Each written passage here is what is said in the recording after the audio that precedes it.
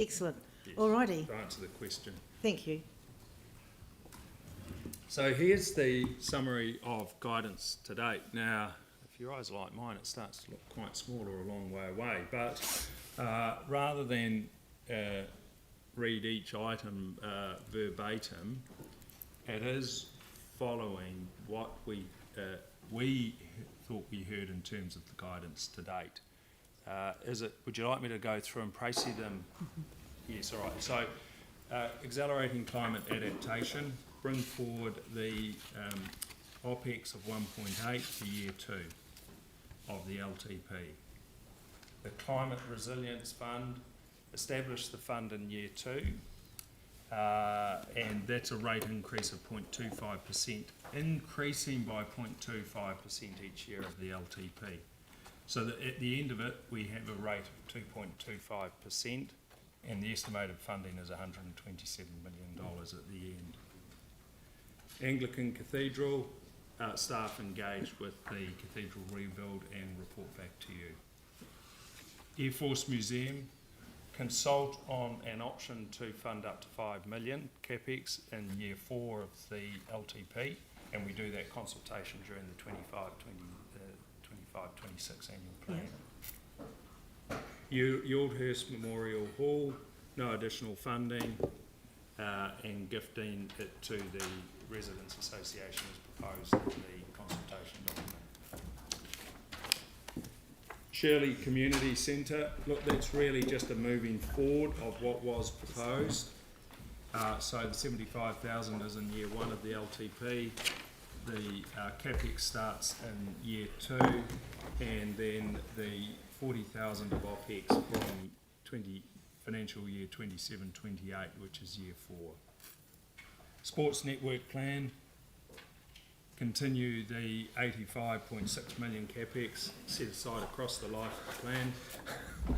Temporary South Library, no funding, reprioritise the South Library OPEX to increase services at the Spraydon Library. Akarawa Wastewater, the 93.5 set aside over the LTP continues. Disposal of the council properties, 3 million CapEx per annum is expected to be gained from the disposals, noting that of course there may be some variation around timing and so on. I can go to the next ones and carry on, or are there questions that we take? Had Yanni first, then Vic, then Tim. Sorry, I just want to understand the process a little bit better, because a number of us have flagged amendments, or we'll have further questions around some of the ones that you're saying that we've given guidance on. So I'm just trying to understand the kind of... It on the day if you want to input it to the vote. That was our understanding from the agreement at the workshop. That's why we discussed it the other day. Have you got an allergic reaction to some of them, Yanni? Specific amendments around the Sports Network Plan, which I've flagged, I've sent through to your office and your staff, and to the... So I just want to be clear about what the process is, so, because I'd hate to think that there's, complete agreement on some of these things that we haven't even really had a chance to... No, we were very aware that this there hasn't been a decision on this. This was the Mayor getting a feel to make his Mayor's recommendations, and then you will be able to put through amendments on the day, as I think Peter advised you just last week. And we also vote on the Mayor's recommendations on the day, so nothing's a given. This is just... Yes, it's the same as our previous years, Councillor Johansson. Okay, Victoria, please. Thank you. You've answered my process questions, so that was good. Accelerating climate adaptation. Did I hear you say that's all OPEX? So that's what is that? Is that staff doing planning? I'm just trying to understand what the 1.8 million is for. Does it mean we're bringing on more staff? I don't understand what it's actually doing. So it's not the Climate Resilience Fund. Accelerating adaptation is different, and that was we talked about that earlier in the week, and I was going to come back with a paper or report to show how we would spend that money. So it hasn't been decided how it's going to be used, that money, but it's going to be used for climate adaptation work. But that's carrying on that community engagement work too, isn't it? So So it's not actually any capital works, it's not any infrastructure works, it is Correct. purely planning. Yeah. And then the funding for any of the works that arises out of that planning is coming out of the Climate Resilience Fund? Is that the capital works? It could come out of that fund, yes. It's to support that program of work, but it could also support other things. Both the climate adaptation planning work program and the Climate Resilience Fund, both of those those programs need to be defined yet. So in the presentation earlier in the week, I said that we would come back with a paper to council. That's the bit that I was missing. So it'll come back, we'll get some eyes over that, thank you. Correct, yeah. And then in relation to the Anglican Cathedral, Mr Mayor, I'm conscious that there's no provision in our current plan for that. What's the process that comes back to us? I'm conscious of the August date looming and the next set of funds we're due to be going through. So what's the process, please? Who knows where more? I can probably, through That's who I was your looking worship, for. can probably elaborate. So there's two things here, was that the Anglican Rebuild, they made a submission and asked us to engage. So this is dealing with the submission part of that they've asked us to engage on a process about how they can work forward, and we'll do that and report back on it. The 7 million, that's already been rated for, and that will come back in August. And the issue there is whether or not it is available for capital funding. And so we'll be putting up a paper for you when we get back from the Anglican Rebuild, what they are proposing to do with that money, and we'll then make a recommendation. So the two are connected, but they're slightly separate in terms of the long-term plan. It's just to understand that there's a pathway to come back for us. Thank you very much. Yep. Tim?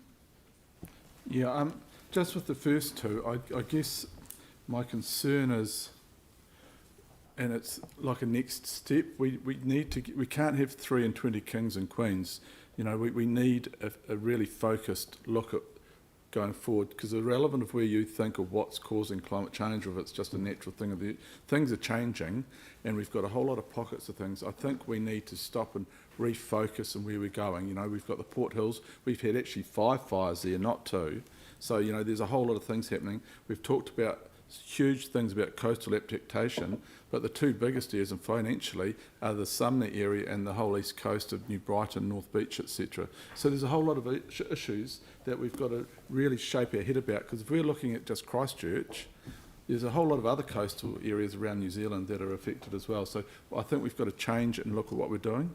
I think we've got people complaining about less rubbish tins. How are you going to save the earth if people can't be asked walking 100 metres with a bit of rubbish? So I think we've got to change our attitude and around this. So just want to flag that. So that was why in the previous discussions you decided to put it out to year 2, which would give you time to actually identify terms of reference, processes, targets. I just wanted to flag to my colleagues, we've got a lot of discussion to do. So rather than one community, we've got to look at it holistically, which would be new.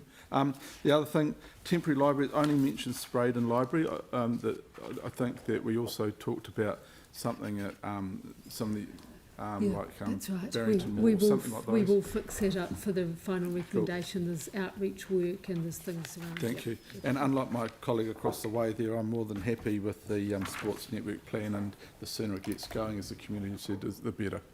Thank you very much. Right, carry on. Oh, sorry, Aaron, I didn't see your hand there. Yeah. That's all right. So just on a couple of them, one is the Shirley Community Centre, and we're still waiting on answers from 2, 3 and 1 years ago from deputations we had over potentially looking at selling the Shirley Library, moving it to the Shirley Community Centre site and using the funds from that library to fund the new library there and a more fit-for-purpose facility. But we still haven't had an answer on it. It's been a continuous deputation.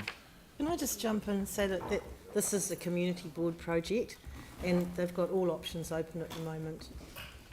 So there is staff advice that is not the path to go down, but it will be part of discussions. Oh, okay, because council's asked for that advice, but we don't get it. So if it's going to the board, and it's millions and millions of dollars, and there's already a community facility in Aitchison Ave at the moment anyway. It's a community board project. John, were you going to As the Deputy Mayor said, there's a full report going to the Community Board. I think it's the 12th of June that covers that. Okay, so there's an issue. When stuff's driven by community boards, but the rest of the council's not in on it, and then we make a decision spending the city's money, millions and millions of it, it seems like a disconnect between the two. Otherwise, don't bring it. It's not an LT. If it's a community board issue, it's not. It doesn't come to the LTP. Boards just sign the stuff off and it gets done. But it's one or the other, and it seems a bit of a misalignment. This is just a positioning of the budget. It's already in there in the LTP. It's just moving a little bit of it forward in year one. So it is the best project, the best outcome for the community is that community centre not moving the library. That's what you're saying. That hasn't been officially decided yet.